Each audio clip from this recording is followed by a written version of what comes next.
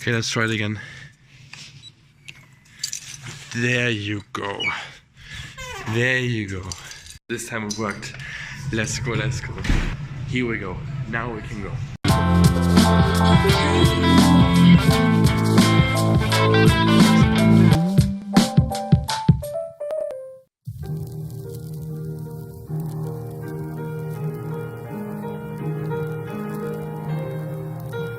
So quick 1 hour workout done in the bank before the day has even started. I love this. The 24-hour gym where you can really adjust your own personal schedule according with no limits whatsoever is a blessing.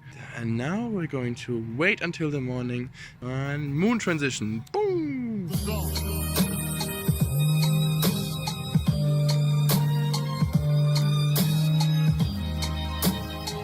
A week ago I was doing the log with Mikey B here, and that was all covered in snow. And now check this out.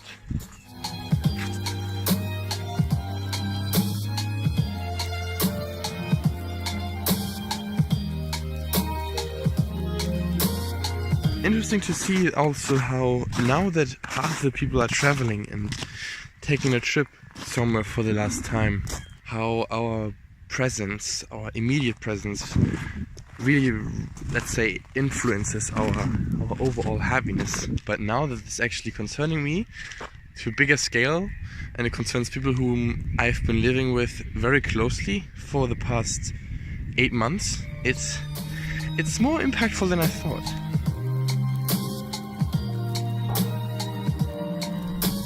There's so many things going wrong currently, or problems hitting you left and right, me left and right. There's always an issue that's going on. There's always something wrong. I think the best thing you can do, even especially when you see things like these, is recognize that there's still so much beauty in this world.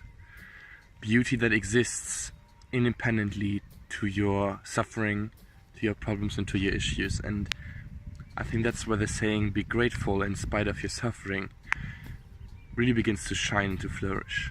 Whatever happens, the sky is still going to be blue, the birds are still going to sing, and the sun is still going to shine. Regardless of the suffering, there's still a lot of beauty out there.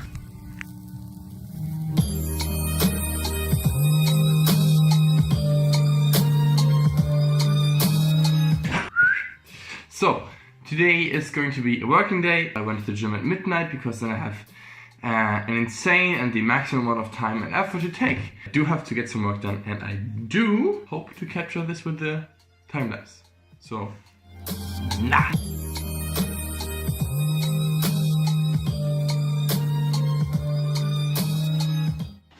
Here's your weird pack of knowledge for the day. The Caesarean section dates back to 320 before Christ. And it wasn't until the 1880s. So let's say 2,100 years later, quick maths, that there was for the first time invented a technique to minimize the bleeding and to thus eliminate the very, very obviously incredibly high mortality rate. And one more bit of information regarding this, because it's so fascinating. The first written record we have of a mother and baby both surviving Caesarean section comes from Switzerland in 1500. Think about that. That's once again 1,800 years. 1,800 years. If you go back to the very first documented case of either the mother or the baby definitely passing away or dying as a consequence of it. Who would ever want to live in the past? If you just read those one thing, who would ever want to live in the past? I'm really glad that I live in the 21st century. Holy Jesus, because everything could kill you back then. That basically wasn't a cure for 90% of all the diseases that we can cure today. So, nah, I don't want to go back in the past.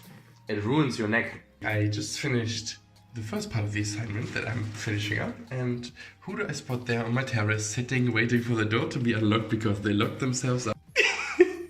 Hello, what do you want?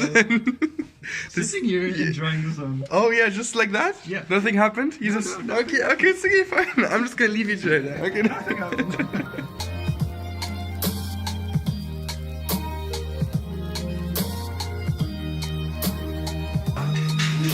Good mom, this time it's only 2 eggs. I'm making my parents proud. final weird last fact according to this weird medical examination or assignment today. In the Middle Ages, the body was seen as the vessel of the soul, but the Roman Catholic Church, obviously cutting up a body for whatever reason, was highly immoral or sinful for that matter. But there was a cleric in the 13th century.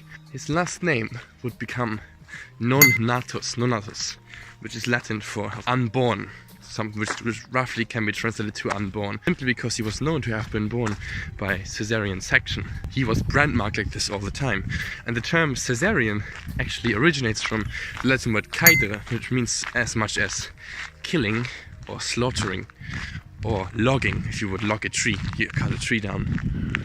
And so in Rome, as a consequence of that, the children who would be born through a caesarean section would be called caisoni, which then is the nominalization of the term caedere, which is something like the slaughtered ones, or the unborn ones, or the cut ones, or the killed ones. And it was still something that they would be, let's say, brandmarked for the rest of their lives. And there's so many things we have achieved, especially in the past decades, or in the past century. Just imagine, it took 1,800 years for a mother and a child to survive the section, and just 380 years for it to become a regular medical process. So concerning that, we've made so much progress, and just think about how far we still can go. Yeah, I'm gonna leave you with this here though. I'm gonna get to the S mark, I'm gonna wait for Ben, and then we're going to go together, and I'll see you guys tomorrow because I have to get back to work. And thank you for watching, and I'll see you guys tomorrow.